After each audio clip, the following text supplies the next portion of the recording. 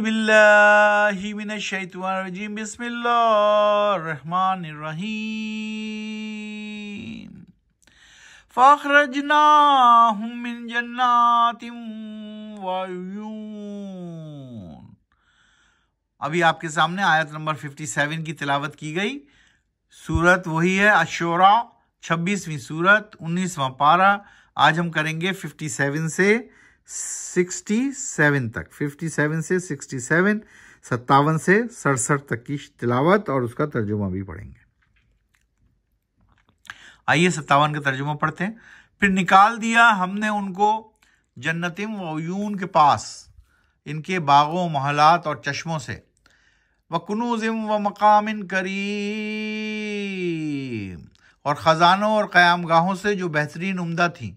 کذالک وَوَرَثْنَاهَا بنی اسرائیل، یہ تو ہوا ان فرعون والوں کے ساتھ، اور بنا دیا وارث ہم نے ان سب کا بنی اسرائیل کو۔ فَأَتْبَعُوهُمْ مُشْرِقِينَ، تو چل پڑے پیچھے وہ بنی اسرائیل کے سورج کے نکلتے ہی۔ فَلَمَّا تَرَى الْجَمْعَانِ قَالَ أَصْحَابُ مُوسَىٰ إِنَّا لَمُدْرَكُونَ، پھر جب دیکھا ہوا آمنا سامنا دونوں گروہوں کا، تو کہنے لگے ساتھی موسیٰ کے، یقیناً اب ہم تو پکڑے گئے۔ قَالَ كَلَّا إِنَّ مَعِيَ رَبِّي سَيَهْدِينِ، کہا موسیٰ نے ہرگز نہیں، یقیناً میرے ساتھ میرا رب ہے، ضرور وہی رہنمائی کرے گا، نکالے گا کوئی رستہ ہمارے لیے۔ فَأَوْحَيْنَا إِلَىٰ مُوسَىٰ أَنِ اضْرِب بِّعَصَاكَ الْبَحْرَ فَانفَلَقَ فَكَانَ كُلُّ فِرْقٍ كَالطُّودِ الْعَظِيمِ، پھر وہی بھیجی ہم نے موسیٰ کی طرف، مارو اپنا عصا لاٹھی یعنی سمندر پر، تو پھٹ گیا وہ سمندر اور ہو گیا ہر ٹکڑا کھڑا ایک بڑی چٹان کی طرح سمندر کا۔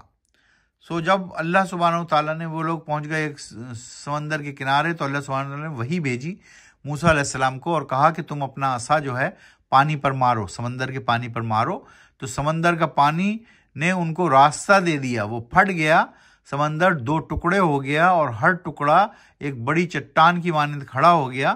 تو اس طرح بیچ میں ان کو راستہ مل گیا، سمندر کے درمیان اللہ سبحانہ تعالیٰ نے راستہ پیدا کر دیا۔ وَأَزْلَفْنَا ثَمَّ الْآخِرِينَ، اور لے آئے قریب ہم اس جگہ دوسرے گروہ کو بھی۔ اب وہ بھی گروہ جو ہے ان کو بھی ان کے پیچھے پیچھے جو ہے دوڑایا اللہ سبحانہ تعالیٰ نے، تو وہ بھی پہنچ گئے سمندر کے پاس۔ جب وہ پہنچے تو سمندر واپس اپنی اصل جگہ پہ آ گیا، تو وہ تو نہیں پار کر سکتے تھے، اور یہ اپنے پار کر گئے اللہ سبحانہ تعالیٰ کی حکمت اور اللہ سبحانہ تعالیٰ کی وحی کے ذریعے سے۔ وَأَنجَيْنَا مُوسَىٰ وَمَن مَّعَهُ أَجْمَعِينَ، اور بچا لیا ہم نے موسیٰ کو اور ان کو جو تھے ان کے ساتھ سب کو، تو وہ سب بچ گئے۔ ثُمَّ أَغْرَقْنَا الْآخِرِينَ،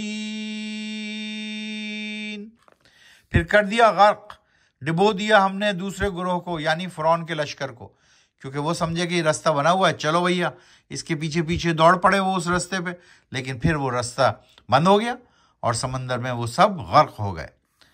إِنَّ فِي ذَلِكَ لَآيَاتٍ وَمَا كَانَ أَكْثَرُهُم مُؤْمِنِينَ،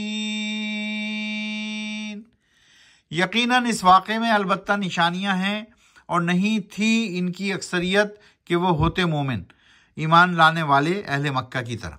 تو ادھر اس واقعے کو بیان کرنے کا مقصد یہی تھا کہ ان میں سے صرف وہ جادوگر اور ساحر لوگ جو اپنا جادو دکھانے آئے تھے وہ مسلمان ہو گئے، اللہ پر ایمان لے آئے۔ پھر وہ گروہ کے ساتھ یہ قافلہ راتوں رات وہاں سے بھاگ لیا، اور کیونکہ وہی آئی کہ تم نکل جاؤ ورنہ فرعون تم سب کو مار ڈالے گا، تو یہ نکل گئے۔ اور اب جو ہے پیچھے پیچھے جو ہے اس نے فوج بھیج دی۔ جب فوج بھیج دی تو اب یہ بڑے پریشان کہ بھائی اب ہم پکڑے جائیں گے اور مار دیے جائیں گے۔ لیکن موسیٰ علیہ السلام نے کہا کہ نہیں، اللہ سبحانہ تعالیٰ ہمارے ساتھ ہے، وہ کوئی نہ کوئی راستہ نکالے گا۔ اور اللہ سبحانہ تعالیٰ نے یہی کیا کہ جب سمندر کے پاس وہ لوگ پہنچے تو وہی آئی کہ موسیٰ اپنا عصا کو پانی پر مارو، جب انہوں نے اپنا عصا پانی پر مارا تو سمندر 2 ٹکڑوں میں تقسیم ہو گیا اور دونوں طرف چٹانیں بن گئیں، بیچ میں راستہ بن گیا اور یہ سب لوگ بحفاظت دوسری طرف چلے گئے۔ جب لشکر وہاں پہنچا تو لشکر بھی جو ہے سمجھا کہ یہ راستہ ہے، چل پڑا لشکر اسی راستے پر۔ اللہ سبحانہ تعالیٰ کے حکم سے وہ چٹانیں واپس تحلیل ہو گئیں اور سمندر بن گیا اور وہ سب کی سب فوج سمندر میں غرق ہو گئی۔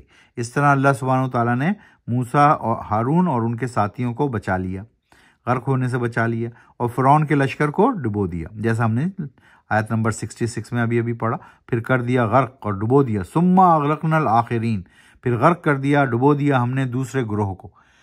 تو اس طرح یہ نشانیاں ہیں مومن کی۔ اللہ سبحانہ وتعالیٰ نے کہا کہ یہ نشانیاں تو سب کے لیے ہیں، لیکن بہت کم لوگ ہوتے ہیں جو ایمان لاتے ہیں، جو مومن بنتے ہیں، جو اللہ کے راستے کو پہچانتے ہیں۔ تو اللہ کے راستے کو پہچانیے، اللہ کی رسی کو مضبوطی سے پکڑیے، یعنی قرآن حکیم فرقان حمید کی تلاوت کیجیے، اس کو معنوں سے پڑھیے اور اپنی زندگی میں قرآن و سنت کو نافذ کیجیے۔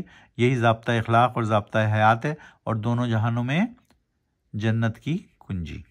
صدق اللہ العظیم۔